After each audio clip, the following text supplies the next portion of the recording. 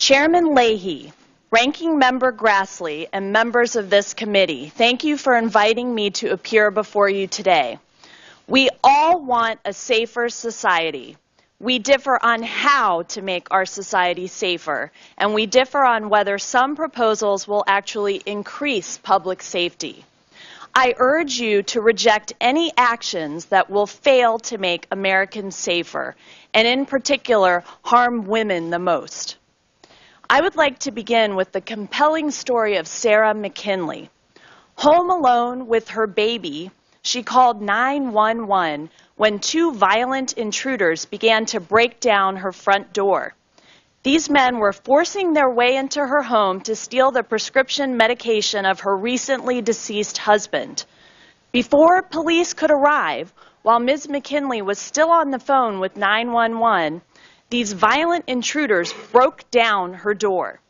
One of the men had a foot-long hunting knife.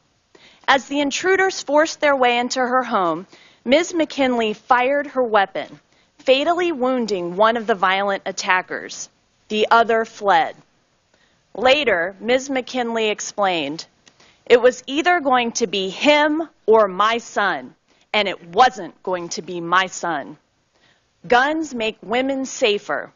Over 90% of violent crimes occur without a firearm, which makes guns the great equalizer for women. The vast majority of violent criminals use their size and their physical strength to prey on women who are at a severe disadvantage. In a violent confrontation, guns reverse the balance of power. An armed woman does not need superior strength or the proximity of a hand-to-hand struggle. Concealed carry laws reverse that balance of power even before a violent confrontation occurs. For a would-be criminal, concealed carry laws dramatically increase the risk of committing a crime. This indirectly benefits even those who do not carry. Research shows that in jurisdictions with concealed carry laws, women are less likely to be raped or murdered than they are in states with more restrictions on gun ownership. Armed security works. Brave men and women stand guard over Capitol Hill, including this building where we are now. Armed guards protect high-profile individuals, including prominent gun control advocates, some of whom also rely on personal gun permits. While armed security works, gun bans do not. Anti-gun legislation keeps guns away from the sane and the law-abiding, but not criminals. No sober-minded person would advocate a gun ban instead of armed security to protect banks, airports, or government buildings. We need sensible enforcement of the laws that are already on the books.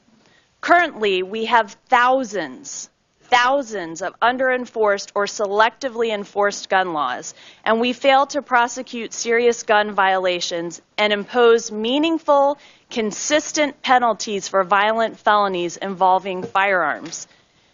Instead of self-defeating gestures, we should address gun violence based on what works. Guns make women safer.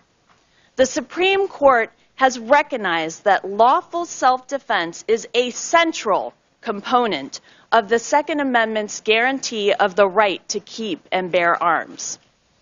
For women, the ability to arm ourselves for our protection is even more consequential than for men, because guns are the great equalizer in a violent confrontation.